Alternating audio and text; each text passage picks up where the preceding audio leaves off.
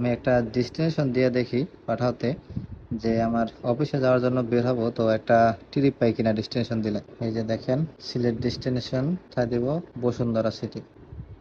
Bashundhara city shopping mall Panthapath, এই যে select করছি। এখন কিন্তু ডেস্টিনেশন সিলেক্ট করে দিলাম, এই যে অ্যাক্টিভ হয়ে গেছে। হট জোনের মধ্যেই আমি আছি, তো দেখা যাক এখন হট জোনের মধ্যে থেকে আমি পাই কিনা। আমি এখন কিন্তু বাসার মধ্যে আছি, দেখা যাক যদি হট জোনের মধ্যে থেকে একটা ট্রিপ পাই তাহলে কিন্তু আমার এই ট্রিপে ভাড়া বেশি পাবো, আর যদি হট জোনের বাইরে থেকে ট্রিপটা আসে তাহলে কম পাবো। তবে আশা করতেছি যেহেতু মাঝখানে আছি, হট জোনের মধ্যে থেকেই আসবে।